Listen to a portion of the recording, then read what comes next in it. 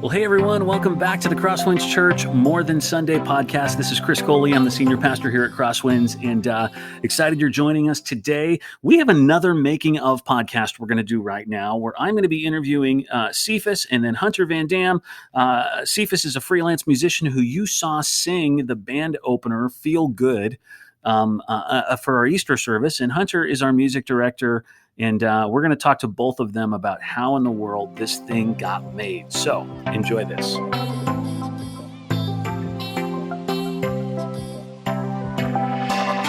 Hey, everyone. I am here with Hunter Van Dam. Van Dam. Yeah. Great last name. Hunter, welcome to the podcast. Thanks, man. I'm happy to be here. Dude, I got to say, we've talked about this before. Your last name, first of all, not related in any way to Jean-Claude. Nope. You've gotten that question a lot in your life. Since I can remember. You are not the only Van something on our staff. We've got Matt Van Gent. Mm-hmm. And then we've got Zach Hamstra. All three of you are Dutch. Yeah, and we go by the Dutch Bros because we all love the Dutch Bros. Yeah. This is my favorite part of having all three of you on staff. You guys are like a package deal. One day we're gonna make a whole branding of just us three. We're gonna make stickers and like flyers. Just the Dutch Bros. It's gonna be great. I think we ought to clarify for people who don't know, Dutch Bros is a coffee chain out of Grants Pass, Oregon. That's where their headquarters is. Their first store. Love it. Been going my whole life whenever I go up to Oregon. And they finally have made their way. They've been up and down the Oregon and Washington. Whoa, I see Seafus has popped in. Seafus! What's up, Seafus? Hey. Hey, good to see you. We just started. And we just introduced Hunter here. So I was in the middle of explaining Dutch Bros because it's a long explanation. But long story short, we're finally having some Hunter down here in Northern California. They just put one in Brentwood. I can get there in 25 minutes from Livermore. Yep. And I'm very excited about it. My favorite coffee. I am too. The coffee I think is like, it's good. It's not great, but it's the experience. It's the drive-through. It's the nice people. It's great. Yeah, the coffee is great though. It's not just good, man. It is great. Yeah. All right. Seafus, how are you, man? Oh, I am. I'm doing well. How about you, Chris? Good. Thank you for joining us on this. I appreciate it. Oh yeah, anything. Sing, play instruments, come do I was going to say podcast, but it's not a podcast. But yeah, hang out. Podcast. I know that we have video. We can all see each other, but nobody else. This is all audio for everyone on the who's listening right now. They don't. So it's okay if you don't look cool or anything. Oh, all right. I put on pants for nothing. Yes, I usually do this in my pajamas. Yeah. No. So guys, Seafus is a freelance musician and does gigs here and there around the Bay Area and does recording and all sorts of things. And you've seen him in our band playing keys and singing. And you saw him singing in this band opener that we did on Sunday. And my hope was to just ask you guys how in the world you accomplished that or did that. Because those of us who are not tech savvy like myself cannot even fathom how a band with, I think we counted like 13 or 14 different individuals involved in that, in the little boxes. Some people had 2 boxes to themselves. Yeah. How did you? I mean, Hunter, maybe walk us through a little bit of what you used and how it worked. Yeah, man. So it started with Derek and the creative arts team trying to figure out a way how to get our like worship volunteers involved, with everybody, being stuck at home and maybe not being able to physically come to church to be part of the team. It's like, okay, but these people have been like coming out and trying to do something for CrossWinds, which is really cool. But like we're trying to figure out what our options are. And you go on YouTube or Facebook and, you see virtual choirs or virtual whatever, It wasn't that original of an idea, but I'm like, hey, we can do this like in a CrossWinds way that's like nothing else, right? So kind of working with Derek, creative arts team, we figured we should do this for Easter. And from there, I just kind of emailed all of our team members across the board saying, hey, we have this crazy idea. If you want to be a part of it, let me know. And so basically what we did is I created a rough demo of the song that we played and sent it out to all of our singers and instrumentalists. And they recorded their audio and video by themselves and sent it back to me. So I had multiple takes from multiple instrumentalists and vocalists just on my computer. And it was my job to sync them all together. Okay, wait. So stop right there. Hold on a second. Yeah, so yeah, the yeah. song that you guys chose is called "Feel Good." Is that what Yeah. it is? Feel Good. Yeah. And who sings that normally? Seafus. What band is that? That's an artist by the name of Jordan Smith, I believe. Yeah, Right? I think he won The Voice a couple of seasons back. Oh, okay, Yeah. okay, yeah. Yeah. My knowledge of The Voice is not as good as I guess it should be. Or I mean, it's probably not. It's probably as good as it needs to be, Chris. You know what? Here's the thing with The Voice that I've never understood. It seems to me, by and large, a way better concept than American Idol ever was. That is true. Has anyone come out of The Voice that's as big as any of the American, like Carrie Underwood, American Idol, Kelly Clarkson, American Idol? What's up with The Voice? And Seafus, why have you not gone on The Voice yet? Ooh, I don't know if I want to tell the industry secrets behind that. Oh, really? Yeah. What's the secret? I've done American Idol, and you did? I did. I didn't know that. I'm not going to tell you what season because I don't want you to go looking around. And I didn't get far, so you won't see me talking to Simon or anything. But it was back in Simon's time and Paula and Randy's time. And I did audition, and yeah, it's a long process. But you find out that it is very much a television game show. And I have been fortunate enough, though, to be in bands with other people who The Voice have called and said, "Hey, we'll put you through to round 2." And oh, no way! Oh, yeah, and it's all fixed, like they know ahead of time. Oh, yeah, they're gonna make it. They guarantee certain things. It's definitely a game show, so it's okay. But they have fun. So, well, we've gotten off topic. So you got a copy of this thing from Hunter, then, which is, what did you call it, Hunter? A demo? Is that what you recorded? What is it? Is it just you? Keys, or is it you with? Well, what did you get from Hunter ultimately? You had the same one.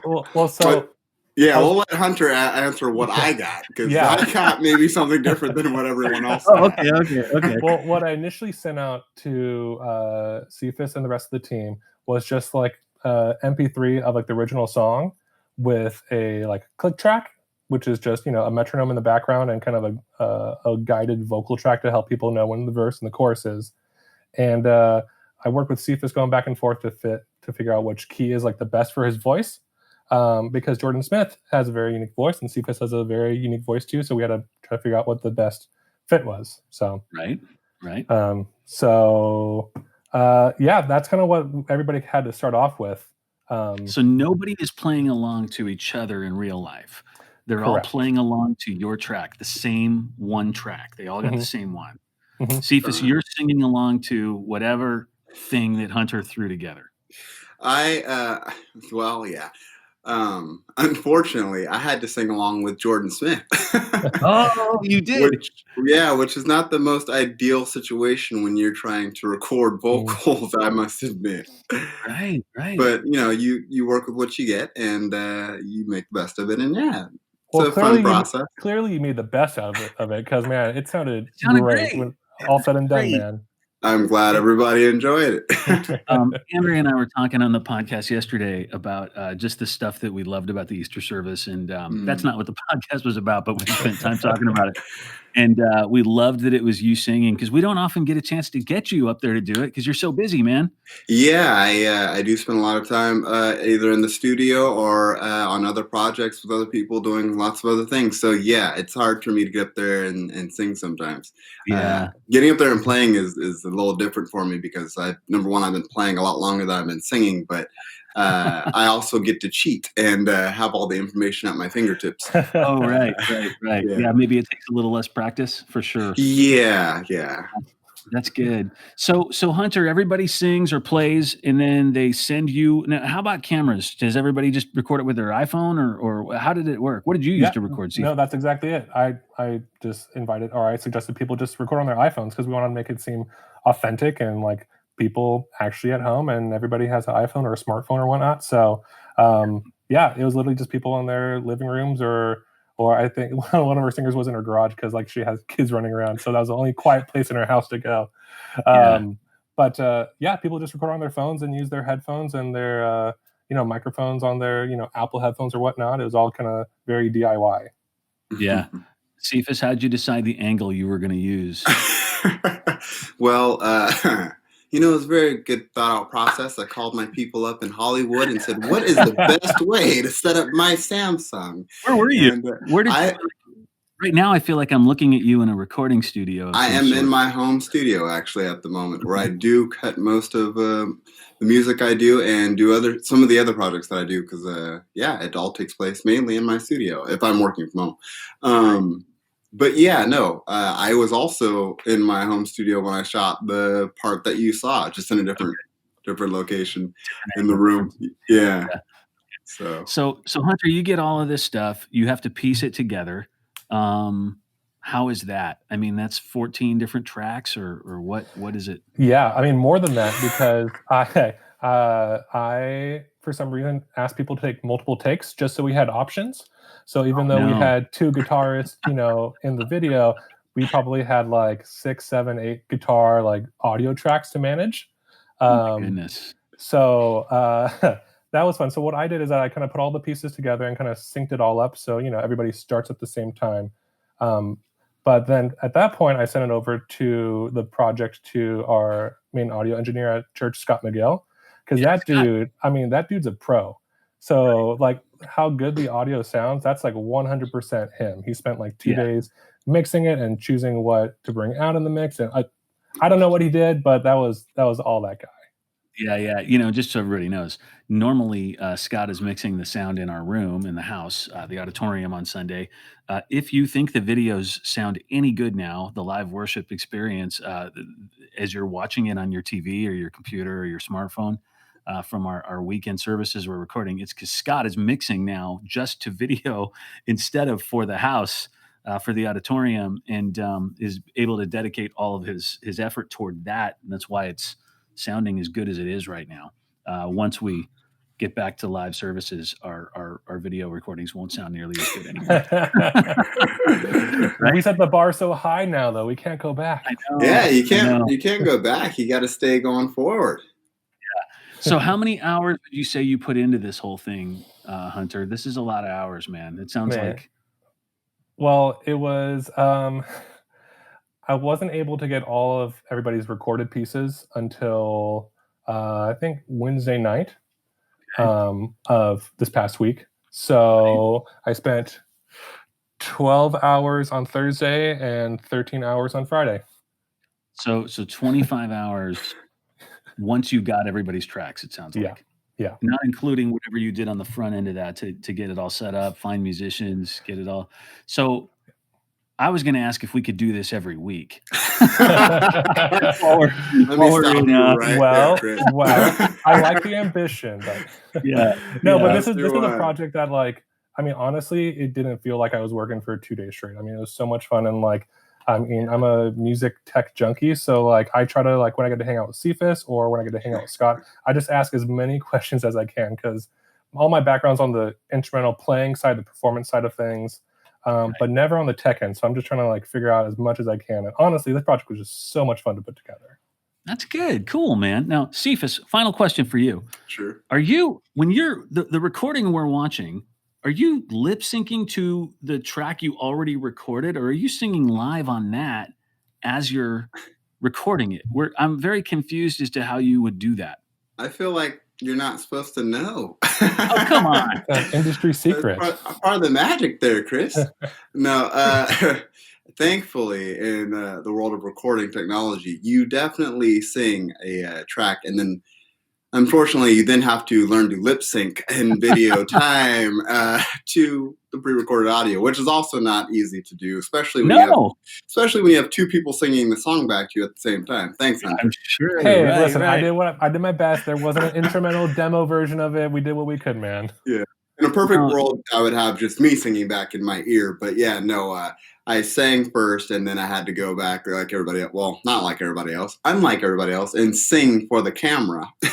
But in the video quality, as Hunter would know, he got 7 videos of me singing the wrong notes and at the wrong parts at the wrong times, and he had to figure out how to put that puzzle piece together. So, he did a great job on his end, because I know what I sent him, and it looked way better and sounded way better on his end than when I sent it to him. So, hats off to him and Scott. Oh man, no, it was fun, man. It looked great. You should not be ashamed for lip syncing at all. I mean, dude, you were into it. Like you were moving and it was fun to watch. And I can't even fathom how you could do that and be singing along with whatever crazy track Hunter would make for you with somebody else's voice. And the song said, feel good. Yeah. Feel good. And that was the message I think that needed to carry over. And when you're sick with 102 fever, trying to tell everyone to feel good, that was You were sick? I was sick. I did not feel good. Oh no! I actually just started getting better yesterday. I had a fever for about a week.